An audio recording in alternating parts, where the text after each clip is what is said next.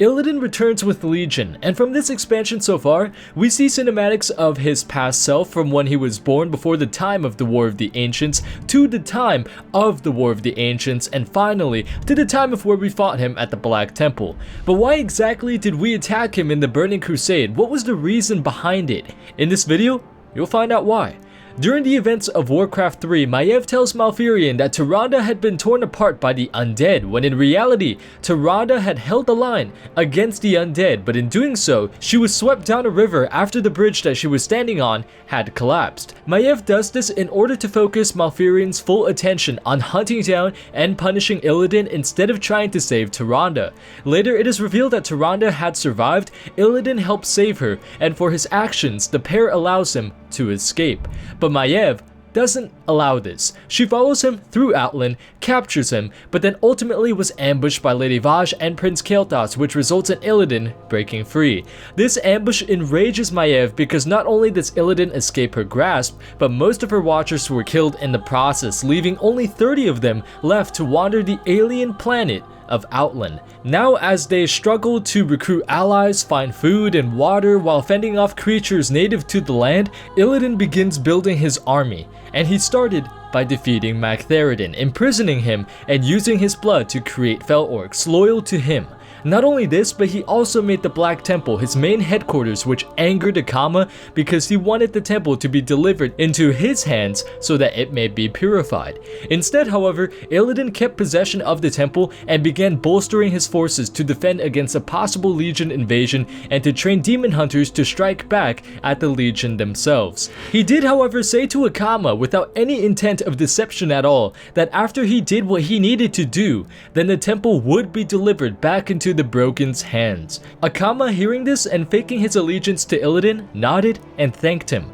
But what he ended up doing was he started to conspire with Maiev and her watchers. He told her of how Illidan was strengthening his forces, which worried her, but he also told her that Illidan was doing it to defy the Legion, which she did not believe. Seeing how her watchers would fare no chance against Illidan's vast army, she too began to bolster her forces, recruiting Broken, Draenei, every race that wanted to dethrone Illidan and deliver the temple back to Akama so that it may be purified.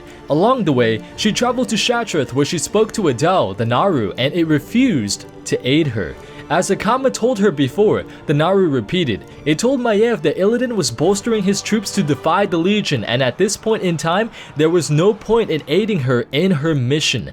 Infuriated and enraged at the being's refusal to aid her, she ends up going back to Akama, where the two devise a plan to assassinate Illidan in a time and place where he would be vulnerable. Akama told her of how Illidan planned on creating some sort of ritual and that he needed to be outside of the Black Temple in order to conduct it. Outside, where he would be vulnerable. And together, they attacked him. What she and her forces did not know, however, was that Illidan had discovered that Akama was a double agent, and for his treachery, Illidan ripped a portion of Akama from his soul. This portion was known as the Shade of Akama, and should Akama betray him again, Illidan would use the Shade to consume Akama from within, binding both Akama and his entire Ash-Tongue tribe forever into Illidan's service. With no choice, he betrayed Maiev and her forces, leading to Maiev being captured and all of her forces being slaughtered. She was then taken back to the Black Temple, where she would be held prisoner until the time of where we raided the Black Temple. But let's put them aside for now. Let's instead talk about Illidan and us, the players. Why exactly we attacked him.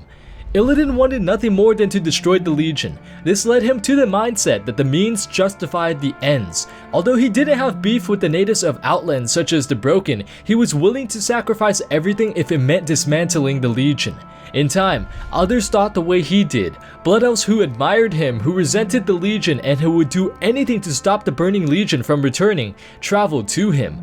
Night Elves who heard of his deeds, who admired his mindset, and who had lost everything in the War of the Ancients sought him out, and thus he trained them all to become demon hunters. His elite, which he would lead not only against demons still loyal to the Burning Legion in Outland, but which he also led on missions across demon homeworlds such as the homeworld of the Nath Razim.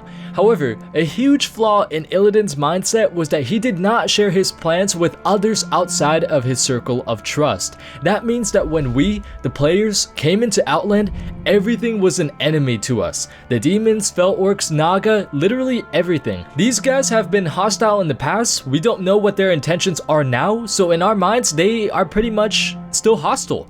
However, unknown to us was that we would have never been able to step foot into Outland were it not for Illidan. When we entered the portal and fought against the Burning Legion demons at the Stair of Destiny, a Doom Lord by the name of High Lord Cruel and his personal elite was about to flank and ambush us. Before they did, however, Illidan and his hunters dismantled the Doom Lord and his forces, saving our lives and allowing us to journey into Outland.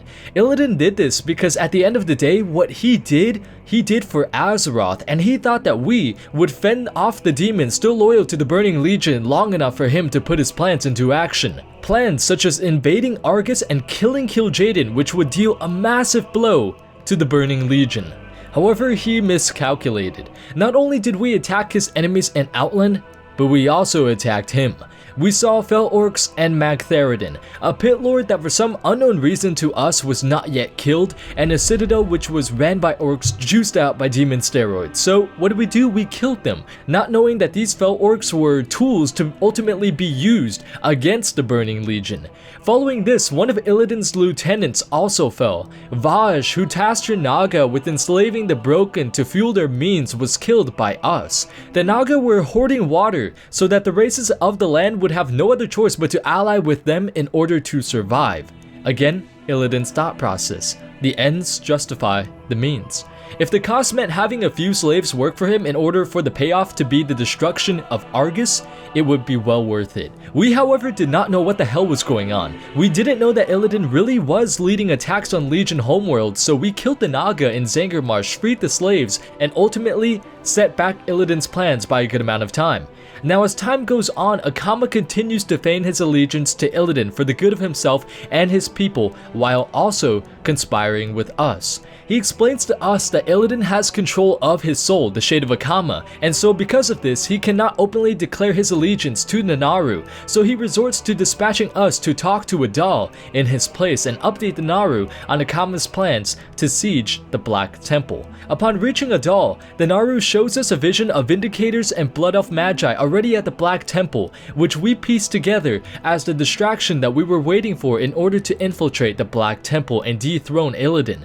When we return to Akama, he leads us through an opening in the wall since the bulk of the Black Temple's defenders are already distracted, which allows us to then defeat many of Illidan's lieutenants and finally make our way to Akama's Shade, where we defeat it and ultimately allow Akama to once again control his soul. With nothing left in mind but to defeat Illidan, liberate Outland from his tyranny, and regain control of the Black Temple, Akama leads us directly to the Lord of Outland, where with the help of Maiev, who was freed by Akama some time ago, and despite his past betrayal, she agrees once again to ally with him if it meant killing Illidan.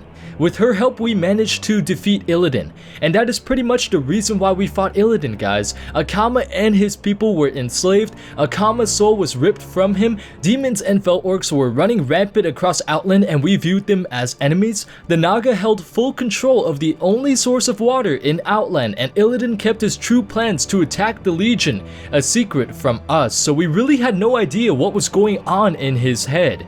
From our perspective, he was just another person who posed a threat to us, when in reality, he was trying to save countless worlds from the Legion. Some may say that it's messed up that he enslaved the broken, made the Shade of Akama, used Magtheridon's blood to create more fel orcs, but in the end, if it meant destroying Argus, the Eredar homeworld, Kil'jaeden, and possibly the entire Burning Legion, it would have been well worth the trouble.